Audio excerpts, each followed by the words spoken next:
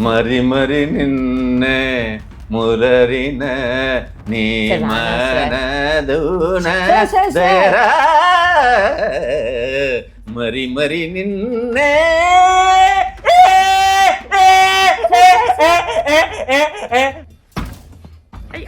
Trisha ma'am அவங்க ஏர்போர்ட்லேருந்து வெளில வந்தாங்க.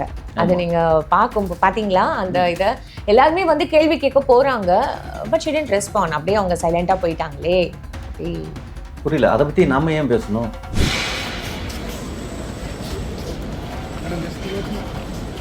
அப்போ உங்கள் சின்ன அண்ணி இப்படி போகிறாங்களே அப்படின்றத கேட்கணும்ல.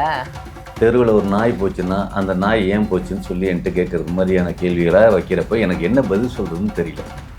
தென்றல் புயலாக மாறும் காலம் வரும், அது வெகு தூரத்தில் இல்லை. ஆமாம், 2026 எலெக்ஷனில் எங்கள் அண்ணி ஒரு போஸ்டிங்கில் இருப்பாங்க. புரியுதுங்களா? அது சிஎம் கிடையாது, ஆனால் கண்டிப்பாக டிப்டி சிஎம். நீங்கள் சாதாரண நினைக்காதீங்க, எல்லாம் டீல் முடிஞ்சிச்சு.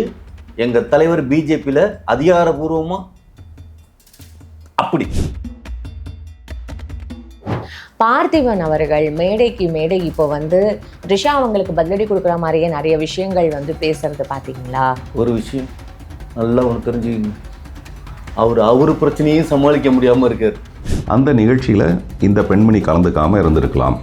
தருமியும் சிவாஜி கணேசனும் இப்படின்னு பேசுவாங்க, பிரிக்க முடியாது என்னவோ அப்படின்னு. அதுக்கு இவர் என்ன தெரியுமா சொல்லியிருக்காரு? காதலும் கள்ளக்காதலும். ஏன்னா இவருக்கு அதுதான் தெரிஞ்சிருக்கு. அவர் அடுத்தாப்புல அவர் எங்கேயாவது ஓடி போய் அழைக்கலாம் ஆகலைன்னா சீரியஸா எங்க அண்ணி மேல் மட்டத்துல மோடி கிட்ட பேசி இவரை தூக்கி உள்ளார போட்டுருவாங்க. நயினார் நாகேந்திரன் ஒருத்தர் இருக்காரு தெரியுமா? அதையே நீங்க 3 வாட்டி சொல்றீங்க, ஒருத்தர் தானே. அதான் நிறைய டைம் அவர் கோபி நாயனார்னே சொல்லி வச்சிருந்தானுங்க. நீங்க யாருமே சொல்லல. அண்ணியை பத்தி ஒரே ஒரு வார்த்தை தான் பேசினாரு. புரியுதுங்களா?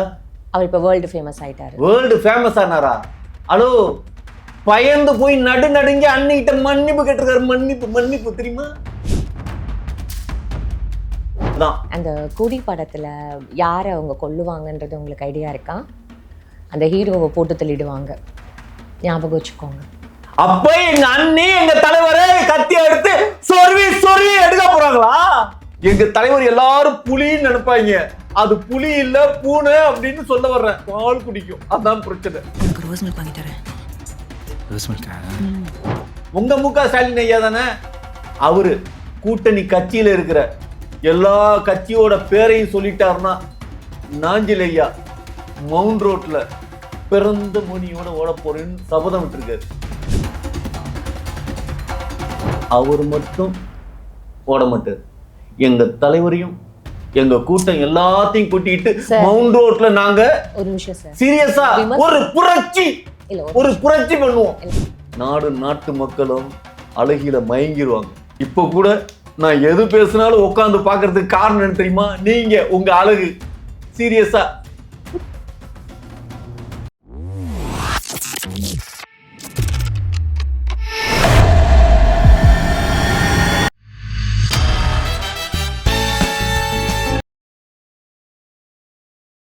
பிபிடி சினிமா நேயர்கள் அனைவருக்கும் வணக்கம். இன்னைக்கு நம்மளோட டைரக்டர் NNK அவர் தான் நினைஞ்சிருக்காரு. நிகழ்ச்சிக்கு போகலாம். சார் வணக்கம் சார். வணக்கம். கரெக்ட் ஆயிடுச்சா சார் இன்ட்ரோடக்ஷனு? இல்ல, வணக்கம் அமிர்தவல்லி மேடம் அப்படின்னு சொல்லி.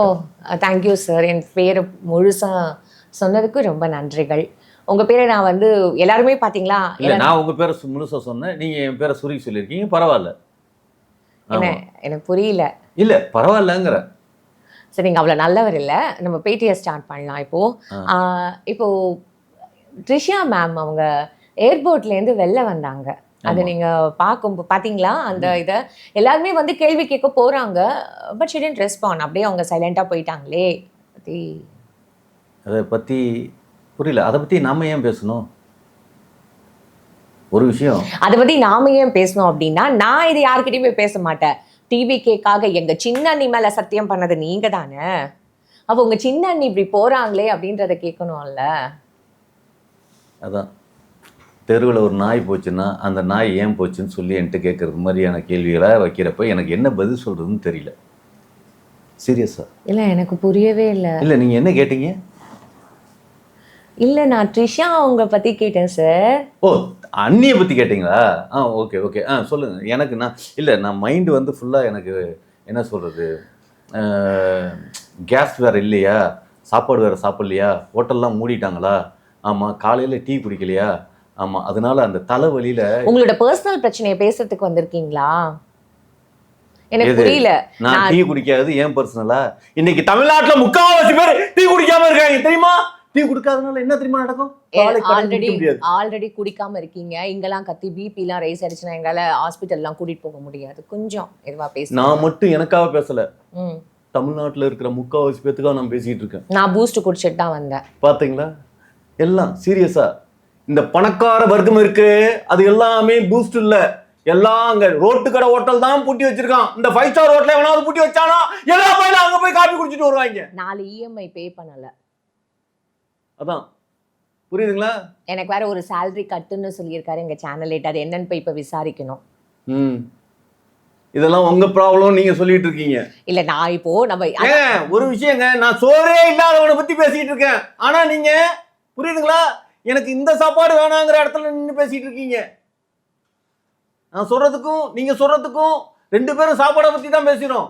ஆனா நீங்க சாப்பாடை தேர்ந்தெடுக்கிற இடத்துல இருக்கீங்க, நான் இல்லவே இல்லையே அப்படிங்கிற இடத்துல இருந்து பேசுறேன். இப்போ சரி, ஓகே. இப்போ என்ன கேள்விக்கு போகலாமா? இப்போ ட்ரிஷா அவங்க வெளில வரும்பொழுது ஏர்போர்ட்ல, ஸோ அவங்க அமைதியா போனாங்களே, அது எதை குறிக்குது? அக்செப்ட் பண்ணிக்கிறாங்களா அந்த மாதிரியான ஒரு விஷயத்த அப்படின்ற மாதிரி பேசப்படுதே, அதை பத்தி ஏதாவது ஒப்பீனியன் இருக்கா? நல்லா ஒன்று தெரிஞ்சுக்கங்க, தென்றல் புயலாக மாறும் காலம் வரும், அது வெகு தூரத்தில் இல்லை. ஆமாம், 2026 எலெக்ஷனில் எங்கள் அண்ணி ஒரு போஸ்டிங்கில் இருப்பாங்க. புரியுதுங்களா? அது சிஎம் கிடையாது, ஆனால் கண்டிப்பாக டிப்டி சிஎம். புரியுமா? அப்படியும் இல்லைன்னாலும் இந்த ஒயின் ஷாப்புக்கெல்லாம் ஓனராக இருக்கிற ஒரு மினிஸ்டர் இருப்பாங்கல்ல, அந்த மினிஸ்டராக எங்கள் அண்ணி கண்டிப்பாக இருப்பாங்க. சீரியஸாக, நீங்கள் சாதாரண நினைக்காதீங்க. எல்லாம் டீல் முடிஞ்சிருச்சு. எங்கள் தலைவர் பிஜேபியில் அதிகாரபூர்வமாக அப்படி போதுமா? இப்போ யாரு வின்னரு? என்னங்க அப்படி பார்க்குறீங்க? எனக்கு ஒன்றுமே புரியல. இதெல்லாம் நடக்க போகிற உண்மைகள். பெண்கள் தான் வந்து மதுக்கு அகெயின்ஸ்டாக வந்து போராடிட்டு இருக்காங்க. ஒரு பக்கம் மது கடைகள்லாம் இங்கே மூடணும் அப்படின்னு சொல்லிட்டு இங்கே வந்து குரல் கொடுத்துட்டு இருக்காங்க. இது தொடர்ந்து இங்கே தமிழ்நாட்டில் அது எவ்வளோ பெரிய ஒரு, not only in Tamil Nadu, in fact எல்லா இடத்துலையுமே வந்து இது ஒரு பெரிய ஒரு இஷ்யூவாக போயிட்டு இருக்கு. இந்த தருணத்தில் இவங்க ஐயோ, நான் சொல்றதே என்னன்னா, குடிக்கு எதிராக இருக்கணும், குடிக்கு எதிராக இருக்கணும்னு சொல்லிக்கிட்டே இருந்தா இருந்துகிட்டே தான் இருக்கும். புரியுதுங்களா? எல்லா சரக்கையும் குடிச்சு தீர்த்து முடிச்சிட்டோம்னா எல்லா பெண்களும் குடிங்க, எல்லா ஆண்களும் குடிங்க, குழந்தைங்களும் குடிங்க, எல்லாரும் குடிச்சிட்டோம்னா தீர்ந்து போயிரும்ல. புரியுதுங்களா? சாப்பாடு சட்டியில இருக்கிறது வரைக்கும் தான் சாப்பாடு இருக்கு அப்படின்னு எல்லாருக்கும் நினைப்பு இருக்கும். சுரண்டி எல்லாத்தையும் எடுத்து சாப்பிட்டுட்டோம்னா சட்டி காலியாச்சுன்னா ஒன்றும் இல்லைன்னு அர்த்தம்ல.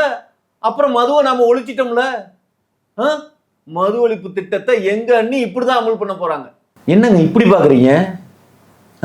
திட்டம் நிறைவேறாதுன்னா நல்லா ஒன்று தெரிஞ்சுக்கங்க. ஆமா, பிஜேபியில் ஜாயின் பண்ணிட்டாங்களா? அண்ணினாலதான் தலைவரே ஜாயின் பண்ணிருக்கு, அது தெரியுமா? ஆமா, டெல்லி போயிட்டு வந்திருக்காங்க. அன்னிக்கு அவ்வளோ செல்வாக்கு அங்கே இருக்குது, புரியுமா? அன்னியோட சொந்தக்காரங்க ஆர்எஸ்எஸ்ல இருக்காங்க. ஆமாம், எல்லாம் அண்டர் டீலிங்கில் எல்லாம் முடிச்சாச்சு, தெரியுமா?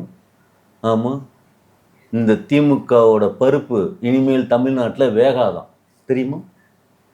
ஆமாம், தமிழர்கள் எல்லாமே ஹிந்தி கற்றுக்கிட்டு ஹிந்திக்காரனாக மாறிடுவாங்க. உங்களுக்கு ஹிந்தி தெரியுமா? தெரியும். அது எப்படி தெரியாமல் இருக்கும்? தெரியாது. அதான் தெரியாதுன்னு பொய் சொல்றீங்க. தமிழே தெரியாது. ஒரு விஷயம் நல்லா தெரிஞ்சுக்கணும். ஆமாம், ஹிட்லர் ஜெர்மனில் சண்டை போடுறப்ப ஹிட்லர் உலக நாடெல்லாம் பிடிச்சிருவாங்கன்னு சொல்லி இங்க இருக்கிற பிராமண ஜெர்மன் கற்றுக்க ஆரம்பிச்சான், தெரியுமா? உண்டா இல்லையா? உங்களுக்கு இப்போ ஜெர்மன் தெரியுமா தெரியாதா? சார், எனக்கு ஒவ்வொரு வாட்டியும் போராடவே முடியல சார். உங்ககிட்ட நான் கேட்குற கேள்விக்கு பதில் வாங்குறதுக்குள்ளல நான் ஜெர்மனி, சுவிட்சர்லாண்டு விட்டா நான் வந்து இப்போது கைலாசமும் அப்புறம் வந்து இதுக்குமே நான் போயிட்டு வந்துடுவேன் போல இருக்குது சார். மற்ற பிளானட்ஸ்குலாம் கூட போயிட்டு வந்துடுவேன் போல இருக்குது. ஒரே ஒரு கேள்வி, அதுக்கு எவ்வளோ நேரம்? நம்ம ஜெர்மனி, சுவிட்சர்லாண்ட்லாம் சுற்றி பார்த்துட்டு வந்தாச்சு. ஏங்க ஹிட்லரோட ஆட்சி நிலைநாட்டணும்னா என்ன பண்ணணும் புரியுதுங்களா? மோடி ஐயா நல்லா ஒண்ணு தெரிஞ்சுக்கங்க, இந்தியா இந்தியர்களுக்கு அப்படிங்கறத அவர் இப்ப சொல்லியிருக்காரு.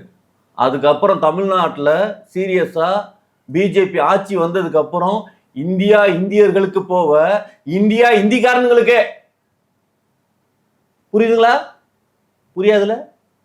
ஆமா, அவ்வளவு அறிவு இல்ல, புரியல. ஆமா, இப்படி தமிழ் சமூகம் அறிவில்லாமே இருக்குதுன்னா நான் ஒரு உதாரணம் அதுக்கு இருந்துட்டு போறேன். எப்படிதான் சொல்லி புரிய வைக்கிறதுன்னு தெரியல. இப்ப உங்களோட கேள்வி என்ன கேட்டீங்க? திரிஷா ஏன் ஏர்போர்ட்ல பேசாம போனாங்க? அப்பா கேட்ட கேள்விக்கு பதில் சொல்லாம ஏன் போனாங்க? என்ன கேள்வி கேட்டா அதை பார்த்தீங்களா? நீங்க விஜய் கூட இருந்தது உண்மையா அப்படின்னு ஒருத்தன் கேள்வி கேட்கிறான். யாராவது இதை உடைச்சு பேச முடியுமா? ஆமா இருந்தேன்னு சொன்னா என்ன கேட்பான்? எப்படியெல்லாம் இருந்தீங்கன்னு கேட்பான். தப்பு இல்லைங்க, சொல்ல முடியாது இல்லைங்க, அதெல்லாம் சொல்லக்கூடியமா? அது எங்க பொது வழியில வச்சு கேட்கறாங்க. ஒரு இது மாதிரி ஒரு ரூம்குள்ள உட்காந்து கேட்டா கூட ஏதோ இது இது நடந்ததுப்பா அப்படின்னு சொல்லலாம். ஒரு பொது வெளியில அவன் கேட்கறது எவ்வளவு பெரிய கொஸ்டினை கேட்கறான். ஸ்டாப். தப்புங்க, தப்பு. அன்னிட்ட இந்த கேள்வியை பத்திரிகையாளர் கேட்டது தப்பு. சரி, இப்போ வாபஸ் வாங்கணும், பத்திரிகையாளர் வாபஸ் வாங்கணும் அந்த கேள்வி. இப்போ நான் வந்து இந்த கேள்வியை வாபஸ் வாங்கிக்கிறேன். முதல்ல அவங்க வாபஸ் வாங்குறது அப்புறம் இருக்கட்டும். இந்த கேள்வியை நான் கேட்டதை வாபஸ் வாங்கிக்கிறேன். அடுத்த கேள்விக்கு போட்டுமா? ஓகே, கேளுங்க. ஃபைன். பார்த்திபன் அவர்கள் மேடைக்கு மேடை இப்போ வந்து ரிஷா அவங்களுக்கு பதிலடி கொடுக்குற மாதிரியே நிறைய விஷயங்கள் வந்து பேசுறது பார்த்தீங்களா? ஒரு விஷயம் நல்லா ஒன்று தெரிஞ்சுக்கங்க, அவரு பிரச்சனையும் சமாளிக்க முடியாம இருக்காரு. புரியுதுங்களா? அவர் எப்பவோ பேசின கட்டிங்லாம் இப்ப இணைச்சு பேசி எல்லாத்தையும் இப்ப பேசுனது மாதிரியே கட்டிங் போட்டுக்கிட்டு இருக்கானுங்க. சீரியஸா அவரே வந்து ஏண்டா இந்த அம்மையாரை பத்தி பேசணும் அப்படிங்கிற அளவுக்கு ஃபீல் பண்ற அளவுக்கு ஆக்கிட்டாங்க. சீரியஸா இப்ப சீரியஸா சொல்றேன். ஆமா, அவர் அடுத்தாப்புல அவர் எங்கேயாவது ஓடி போய் அழைக்கலாம் ஆகலைன்னா சீரியஸா எங்க அண்ணி மேல் மட்டத்துல மோடி கிட்ட பேசி இவரை தூக்கி உள்ளார போட்டுருவாங்க.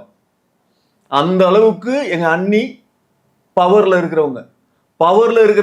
ஏங்க நயினார் நாகேந்திரன் ஒருத்தர் இருக்காரு தெரியுமா? அதையே நீங்க 3 வாட்டி சொல்றீங்க, ஒருத்தர் தானே. அதான் நிறைய டைம் அவர் கோபி நாயனார்னே சொல்லி வச்சிருந்தானுங்க. நீங்க யாருமே சொல்லல. ஹலோ, என்கிட்ட பல பேர் அப்படிதான் சொல்லியிருந்தாங்க உங்ககிட்ட வந்து. ஆமா, ஆனா அண்ணிய பத்தி ஒரே ஒரு வார்த்தை தான் பேசினாரு. புரியுதுங்களா? அவர் இப்ப வேர்ல்டு ஃபேமஸ் ஆயிட்டாரு. வேர்ல்டு ஃபேமஸ் ஆனாரா? ஹலோ, பயந்து போய் நடுங்கி அண்ணிகிட்ட மன்னிப்பு கேட்டிருக்காரு. மன்னிப்பு தெரியுமா? அவ்வளோ பெரிய மினிஸ்டர் அவரே மினிஸ்டரா? அப்புறம் ஆவாருங்க, ஆயிட்டாரு. புரியுதுங்களா? ஆயிட்டாரு. அவரே மன்னிப்பு கேட்டிருக்காரு. தெரியுமா எதுக்காக? எங்க அண்ணி நினைச்சா யார வேணுமாலும் காலு கீழே வைப்பாங்க. சார், இப்போ நான் வந்து கேட்ட கேள்வி பார்த்திபன் அவரை பற்றி. ஆனால் இப்போ நீங்கள் நயினார் நாகேந்திரன் போயிருக்கீங்க, அப்புறம் மோடி அவர்களை பற்றி போயிருக்கீங்க. அது இருங்க, நீங்க கேட்ட கேள்விக்கு பதில் நான் சொல்லாம இல்ல, பதில் தான் சொல்லிட்டு இருக்கேன். அவளே மன்னிப்பு கேட்கிறாருன்னா அப்ப இவா என்ன கண்டிஷன்ல ஆவாரு? புரியுதுங்களா? எங்க தலைவி எங்க பவர்ல இருக்காங்கன்னு சொல்ல வர்றேன். கொடி படம் பார்த்தீங்களா? பார்க்கல. அதான் பார்த்துருந்தீங்கன்னா என் அண்ணி எங்க தலைவி எப்படிப்பட்டவங்களும் உங்களுக்கு தெரிஞ்சிருக்கும். தெரியுமா? எல்லாம் பிரெயின். ஏன் கிட்னின்னு தானே சொல்வீங்க? பிரெயின். இப்போ அது கரெக்டாக புரிஞ்சுக்கிட்டேன். சரி, ஓகே. ஓ, வடிவேலு காமெடி பேசுறீங்க. அதான் நான் சொல்றதெல்லாம் கூட இன்டர்வியூ எடுத்தா நான் எப்படி சார் பேச முடியும்? அதான் நான் சொல்றது எல்லாமே தப்பா புரிஞ்சுக்கிட்டு இருக்கீங்க. காலம் சீரியஸா காலத்தை முன்னோடி கணிக்கிறது சில முனிவர்கள் தான். அந்த குடி படத்துல யாரை அவங்க கொல்லுவாங்கன்றது உங்களுக்கு ஐடியா இருக்கா? அந்த ஹீரோவை போட்டு தள்ளிடுவாங்க, ஞாபகம் வச்சுக்கோங்க. அப்ப எங்க அண்ணி எங்க தலைவரை கத்தி எடுத்து சொருவி எடுக்க போறாங்களா? தப்பு, நல்லா தெரிஞ்சுக்கங்க. எங்க அண்ணி அப்படிப்பட்டவங்க கிடையாது. நீங்க தானே கொடிப்படத்துல அவங்க எப்படி முன்னேறி வந்தாங்களோ அது மாதிரி வருவாங்கன்னு சொன்னேன். அதுதானே நானும் கேக்குறேன். doesn't make any difference. ஒரு விஷயம் நல்லா தெரிஞ்சுக்கங்க, நீங்க சொல்ற விஷயம் ஏதாவது எங்க தலைவர் ரொம்ப ஏமாந்தவர். சீரியஸா, ஆமா, வெள்ளையா இருக்கிறதெல்லாம் பாலுன்னு நினைக்கிறவர். சீரியஸா, அவர் ஒரு பூனை மாதிரி. சீரியஸா. எதுக்கு இப்ப இந்த கேமராவை பார்த்து பேசுறது? ஐயோ இல்ல, எங்க தலைவர் எல்லாரும் புலின்னு நினைப்பாங்க. அது புலி இல்ல, பூனை அப்படின்னு சொல்ல வர்றேன். பால் குடிக்கும், அதான் பிரச்சனை, வேற ஒண்ணும் இல்ல. ஆமா, நீங்க கேட்ட கேள்வி என்ன? பார்த்திபன் அப்படின்னு தானே கேட்டீங்க? என்ன கேள்வின்றதை மறந்துட்டு சொல்லுங்க. என்ன கேள்வி மறந்துட்டீங்களா? இல்ல, என்ன குரானாலஜிக்கல் ஆர்டர்ல போ. ஹலோ, பார்த்திபன் இப்ப பயங்கரமா பேசிட்டு இருக்காரு. ஹலோ, பார்த்திபன் இப்ப பயங்கரமா பேசிட்டு இருக்காருன்னு சொல்றீங்க. ஒரு விஷயம் தெரியுமா? தெரியாது. அவர் புதிய பாதை படத்துல இருந்தே பயங்கரமா பேசிட்டு இருக்காரு. சீரியஸா. ஆமா, அவர் பயங்கரமாவே பேசுறாரு. அதனாலதான் எல்லாருக்கும் பயமா இருக்கு. ஆமா சார், அவரோட பேசுற அந்த கவிதை திறன்லாம் இல்ல ரசிக்கிற மாதிரி இருக்கும் சார். ட்ரை கூட பண்ணிடாதீங்க. பயமா இருக்கு, எனக்கு பயமா இருக்கு. அதான், அதனாலதான், புரியுதுங்களா? பெண்களை மயக்கிற கவிதைகள் பார்த்திபன் ஒரு ஆண்களை மயக்கிற கவிதை எழுதியிருந்தா இன்னைக்கு அவர் எந்த இடத்துல உட்கார்ந்துருப்பாரு தெரியுமா? சார், பெண்களை விட ஆண்கள் தான் சார் அது கவிதைகள்லாம் ரொம்ப ரசிப்பாங்க. அதுவே உங்களுக்கு தெரியாதுல்ல? பேசுங்க, ஏதாவது பேசுங்க, அதை பத்தி பேசுங்க. அதான், உங்களுக்கு ஈஸியா சொல்லிட்டீங்க, ஆண்கள் கவிதை ரசிப்பான்னு. வாங்கி வச்ச கடன் எவ்வளோன்னு நினைச்சா இங்க இருந்து கவிதை வரும். எவனாவது டீ கடையில் நின்று எவனாவது நமக்கு ஒரு டீ வாங்கி கொடுக்க மாட்டானா அப்படின்னு ஏங்குற ஒருத்தனுக்கு எப்படி கவிதை வரும்? அதே ஒயின் ஷாப்ல நின்றுட்டு ஒரு கட்டிங் நமக்கு எவனாவது வாங்கி கொடுக்க மாட்டானா அப்படின்னு ஏங்குறவனுக்கு எப்படி கவிதை வரும்? சார், கொஞ்சம் மெல்லமா பேசுங்க சார். ஏன் சார் இப்படி கத்துறீங்க? நான் இங்க தானே இருக்கேன், எங்க கேமராமேனும் அந்த லைட் மேன் எல்லாரும் இங்க தானே இருக்காங்க. ஏன் கத்துறீங்க? கொஞ்சம் பொறுமையா பேசுங்க. ஒருத்தரோட வலியும் வேதனையும் எமோஷனையும் அடக்கி வைக்க சொல்றீங்க. அடக்கி வைக்கிறப்ப என்ன நடக்கும் தெரியுமா? இது வைன் ஷாப்ல போயிட்டு யாராவது வைன் வாங்கி தர மாட்டாங்களான்னு இருக்கிறது ஒரு எமோஷன். உங்களுக்கு தெரியல, எதுக்காக தெரியுமா ஒவ்வொருத்தன் குடிக்கிறான்?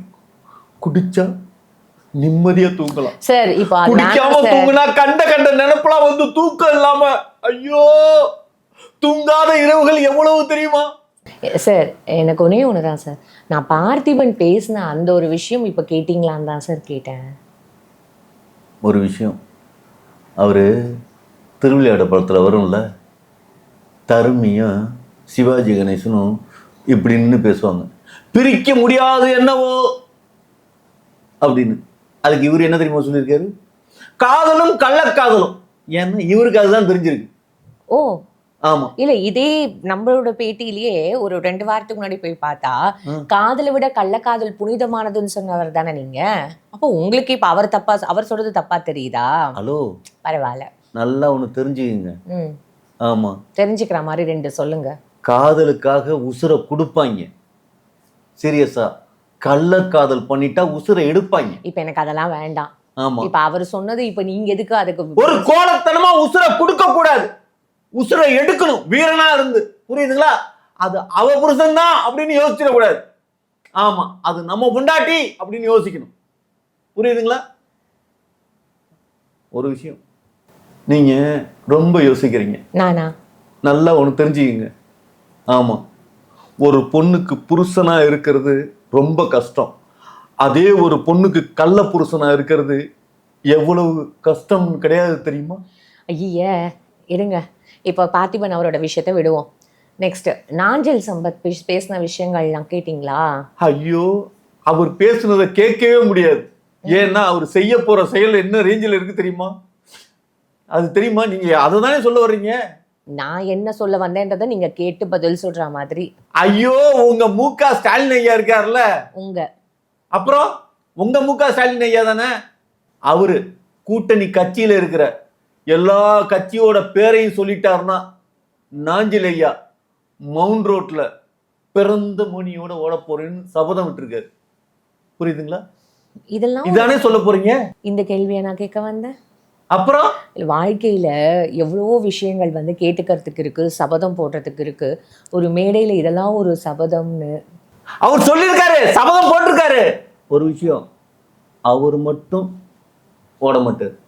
எங்க தலைவரையும் எங்க கூட்டம் எல்லாத்தையும் கூட்டிட்டு மவுண்ட் ரோட்ல நாங்க ஒரு நிமிஷம் சார், சீரியஸா ஒரு புரட்சி, இல்ல ஒரு புரட்சி பண்ணுவோம். இல்ல ஒரு விமர்சனம் பண்றதுக்கு முன்னாடி மோடி அவர்கள் ஆகட்டும் சரி, இல்ல சிஎம் அவர்கள் ஆகட்டும் சரி, இல்ல எடப்பாடி அவர்கள் ஆகட்டும் சரி, இவங்களோட ஏஜ் எல்லாம் என்னன்னு தெரியுமா? இந்த ஏஜ்ல அவங்க வந்து என்ன வேணாலும் என்ன செஞ்சாலுமே அவங்க வந்து அந்த ஏஜ் ஃபேக்டரை வச்சு எவ்வளவு விஷயங்கள் அவங்க வயசுக்கு மீறி பண்ணிட்டு இருக்காங்க அப்படின்ற ஒரு விஷயம் நம்ம இங்க பாராட்டத்தக்க வேண்டியதா இருக்குல்ல. அதை விட்டுட்டு இதெல்லாம் ஒரு சபதம்னு எடுத்துட்டு எப்படி சார் சுத்திட்டு இருக்கீங்க? அப்ப நாஞ்சிலியாவுக்கு அறிவு இல்லைன்னு நினைக்கிறீங்களா? அவர் போட்டது சபதம் இல்லைன்னு நினைக்கிறீங்களா? மண்டை குழம்பி பைத்தியக்காரன் ஆயிட்டான்னு நினைக்கிறீங்களா? புரியல. வேணாங்க, எங்க கட்சியில இருக்கிறவங்க அத்தனை பேரும் தெளிவா பேசக்கூடிய ஆட்கள். சீரியஸா நீங்க வேற மாதிரிலாம் நினைச்சிடாதீங்க. ஆமா, இதை விட தெளிவா யாருமே பேச முடியாது சார். இந்த மாதிரியான சபதம்லாம் வேற லெவல். எங்க தலைவர் சின்ன வயசா இருக்கிறப்ப ஒண்ணுமே தெரியல ஒண்ணுமே தெரியல அப்படின்னு சொன்னானுங்க. புரியுதுங்களா? ஆனா உனக்கு எல்லாம் தெரியும் எல்லாம் தெரியும்னு அவங்க பேரண்ட்ஸ் அவர் அப்படியே கொண்டு வந்து இன்னைக்கு இந்த நிலைமைக்கு நிப்பாட்டி இருக்காங்க. எங்க தலைவனுக்கு எல்லாம் தெரியும். அதே திமுகவுல உதயநிதி ஸ்டாலினுக்கு ஒண்ணுமே தெரியலன்னு இப்படிதான் பேரண்ட்ஸும் சேர்ந்துக்கிட்டு உனக்கு ஒண்ணுமே தெரியல. யார் பேரண்ட்ஸ்? ஐயோ, உதயநிதி ஸ்டாலினோட பேரண்ட்ஸ் தான். அவங்க எங்க இருக்காங்க? ஒண்ணுமே தெரியலன்னு சொல்லி சொல்லி வளர்த்ததுனால அவர் வந்து எல்லாத்தையும் தெரிஞ்சுக்க ஆரம்பிச்சிட்டாப்லையும். இல்ல இப்போ உதயநிதி அவர்களோட பேரண்ட்ஸ் யாருன்றது எனக்கு தெரியல. உதயநிதி அவர்கள் அதை பார்த்துக்கிட்டோம் மக்களே. உதயநிதி அவர்களோட பையன் இப்ப என்ன பண்றாருன்றது உங்களுக்கு தெரியுமா? சரி விடுங்க. ஒரு விஷயம் நான் என்ன தெரியுமா சொல்ல வந்தேன், என் தலைவனுக்கு எல்லாம் தெரிஞ்சிருச்சு ஆனா எதுவும் தெரியல. உதயநிதி ஸ்டாலினுக்கு எதுவுமே தெரியல ஆனா எல்லாம் தெரிஞ்சிருச்சு. அப்படி இருக்குது வளர்ப்பு. புரியுதுங்களா? இப்ப சொல்லுங்க, நாஞ்சில் ஐயா ஏதோ கேள்வி கேட்டாருன்னு சொன்னீங்க. ஆமா, கேள்வியே மறந்துட்டேன். பாத்தீங்களா? அதான் அப்ப எங்க கட்சிக்காரங்க எல்லாரும் மவுண்ட் ரோட்ல அப்படி ஓடுறப்ப எல்லாத்தையும் மறந்துட்டு யாருக்கு ஓட்டு போடுவா? எங்களுக்கு தானே ஓட்டு போடுவாங்க. நாடு நாட்டு மக்களும் அழகில மயங்கிடுவாங்க. இப்ப கூட நான் எது பேசினாலும் உட்கார்ந்து பாக்குறதுக்கு காரணம் என்ன தெரியுமா? நீங்க உங்க அழகு. சீரியஸா அதான் யார் சார் நீங்களா? இப்போ வரைக்கும் இதை கண்டுபிடிக்க முடியாத ஒரு புதிரா இருக்கு. பாத்தீங்களா? அதான் நாங்க யாருன்னு கேட்கிற அளவுக்கு நீங்க இருக்கீங்க பாருங்க. தெரியல, 10 விரல் இருந்து ஒரு அழகான முகம். ஆமா, வித்தவுட் மேக்கப். புரியுதுங்களா? Rajini style hair style. இதெல்லாம் யாருக்கு வரும்? ஆண்டவன் நம்ம கொடுத்துருக்கான். இப்போ எதுக்கு இந்த ரஜினி அவர்களுக்கு திருப்பி இந்த மாதிரியான ஒரு விஷயத்த அவரை டார்கெட் பண்ணி இப்ப எதுக்கு சமூக வலைதளங்கள்ல பேசிட்டு சுத்திட்டு இருக்கீங்க? யாரு? நாங்க பேசுறோமா? எங்களை அவர் பேச வைக்கிறாரு. அவர் செய்யற செயல்பாடு எல்லாம் அப்படி இருக்குது. 30 வருஷமா அரசியலுக்கு வர்றேன்னு சொல்லிட்டு வராம இருந்ததுனால எங்களோட வளர்ந்து கட்டவன், சாரி, ஆதவ அர்ஜுனா, அவருக்கு யார் தெரியுமா? எங்களோட கேப்டன். சீரியஸா எங்களோட பிரிகேடியர், எங்களோட கேனல், எங்களோட மிகப்பெரிய பொறுப்புல இருக்கிற மிலிட்டரி ஆபீசர் மாதிரி அவரு. கேமலா? கேமல் இல்லைங்க, கேனல். ஐயோ, வளர்ந்து நீண்டமா இருந்ததுன்னா கேமல் நினைச்சிருவீங்களா? கேனல். கேனல்னா வந்து மிலிட்டரியில வந்து பெரிய பொத்திகளை இருக்கிறவங்க அர்த்தம். கேமல்ங்கிறீங்க. இல்ல சார், அது பேர் கேனலா? அப்புறம் கேன பையன் சொல்லாம இருக்கீங்களே, அது வரைக்கும் ரொம்ப நன்றி. எது நானு? அப்புறம் நீங்க சொல்லுவீங்க. இல்ல, கேனல்னு ஒரு பொசிஷனே எனக்கு தெரியாது. இட்ஸ் கால் கர்னல் நான் நினைக்கிறேன். அதேதான். இந்த இக்கு இன்னெல்லாம் ஏங்க நல்லா ஒண்ணு தெரிஞ்சுக்கங்க. கர்னல்ல இக்கு இன்னெல்லாம் வராது சார். கேனல்ன்றீங்க, அப்படியான ஒரு வார்த்தை கூட அந்த மாதிரியான ஒரு போஸ்டிங்கே இல்லைன்னு யோசிச்சேன். புரியுதுங்களா? சீரியஸா நான் அடுத்தாப்புல நெக்ஸ்ட் வீக்ல இருந்து உங்கள்கிட்ட நான் டியூஷனுக்கு வந்துடுறேன். என்கிட்ட வா. ஆமா. வேணாம் சார், எனக்கே அறிவு இல்ல. ப்ளீஸ், நீங்க எனக்கு சொல்லி கொடுக்க நான் கத்துக்க ரொம்ப நல்லா இருக்கும். இல்ல ப்ளீஸ் தம்பி, நான் ஒன்று சொல்லட்டுமா? எனக்கே அந்த அளவுக்கு அறிவு கிடையாதுப்பா, விட்டுடுங்க. சரி, இப்போ நம்ம வந்து கொஸ்டினுக்கு சந்தடி சாக்குல என்னை தம்பின்ட்டீங்க பாத்தீங்களா? இருந்தாலும் பரவாயில்ல, நான் ரஜினி ரசிகங்கிறதுனால நான் அதை மனப்பூர்வமா ஏத்துக்கிறேன். தயவுசெய்து ஏத்துக்கோங்க. ஒண்ணு நீங்க எனக்கு தம்பி தான், இல்ல எனக்கு அண்ணாவா, எதையாவது ஒண்ணு இருந்துட்டு போங்க. மறி மறி நின்ன முரறின நீ சரி, வேணாம் மனதுன சார். தேரா மறி மறி நின்ன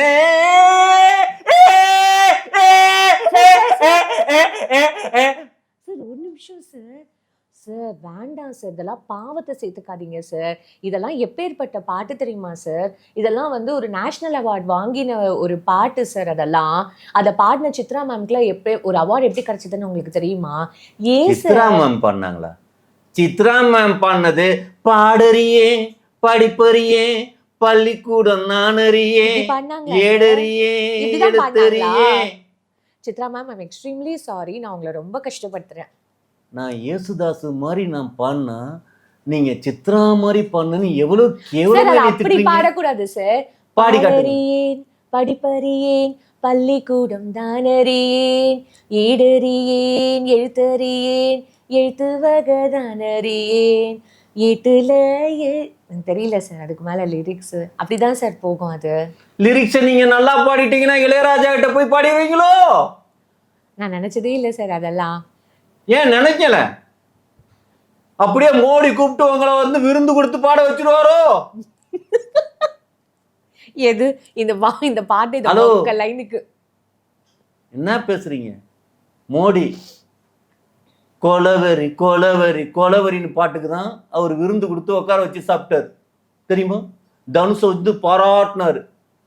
எத்தனை வருஷம் சங்கீதம் படிச்ச தனுஷ் தெரியுமா? சங்கீத மேதை, சங்கீத மகா கடவுள். யாரு? தனுஷ். Fine sir. அவர் ஒரு நடிகர். ரஜினிகாந்த் மருமகனா இருந்தாரு முன்னாடி, தெரியுமா? ரொம்ப நன்றி சார். எங்க அரங்கத்துக்கு வந்து ரொம்ப அழகா எல்லாமே பேசுனீங்க. உங்க நேரத்துக்கு ரொம்ப நன்றி சார். அதான் கட் பண்ணி விடுறீங்க பார்த்தீங்களா? அதான் சீரியஸா இந்த பிஜேபி காரன் இப்படி தான் பண்ணுவோம். நான் இப்போ பிஜேபியா சார்? அப்போ ஒன்னா உட்காந்து பேசிக்கிட்டு இருக்கிறப்ப கட் பண்ணி விடுறீங்க பார்த்தீங்களா? நன்றி வணக்கம் சொல்லி வெளில போடா நாயே அப்படிங்கிறீங்க. அதே எனக்கு நான் எந்த கட்சின்றதே நானே மறந்து போயிடுவோம் போல இருக்கு சார். டிஎம்கே, நான் உள்ள டிஎம்கே வெளியில பிஜேபியா இல்லை ஏதோ ஒன்று. அப்போ நான் இன்னும் இந்த விசிகே, அப்புறம் இந்த மதிமுக, அப்புறம் இந்த ஏடிஎம்கே, தேமுதிகலாம் எப்போ இருப்பேன்னு தெரியல. அது அந்த மாதிரியான ஒரு விஷயங்கள் வரும்போது இவ்வளவு கட்சி இருக்குதா? நாட்டுல இருக்கிற எல்லாருமே கட்சி வச்சிருந்தாங்கன்னா அப்புறம் மக்கள் எவன்கிட்ட போய் ஓட்டு போடுவான்? திணறி போய் திண்டாடி போக மாட்டாங்க. டே கட்சியை கலைஞடா, எல்லாரும் தனி ஒருவனா நின்னுங்கடா, தமிழனா இருங்கடா அப்படின்னு சொன்னா கேட்க மாட்டேங்கிறாங்க. இப்பதான் சார் இந்த பூதாமுக அப்படின்னு வேற ஒரு கட்சி ஆரம்பிச்சிருக்காங்களே சார், அதுல போய் ஜாயின் பண்ணிடுங்க. தோப்புல ஒளிஞ்சுக்கலாமா? அந்த மாதிரி சின்னம் கொடுத்துருக்காங்க. ஃபைன் சார், ரொம்ப நன்றி சார். பாத்தீங்களா? உங்களுக்கு தோப்புன்னா என்னன்னு தெரியல சார். அடுத்த இன்டர்வியூ இருக்கு சார். அதான் வேற வழி தெரியல. பரவாயில்ல சார், நன்றி சொல்லுங்க சார். நன்றி வணக்கம். Thank you sir.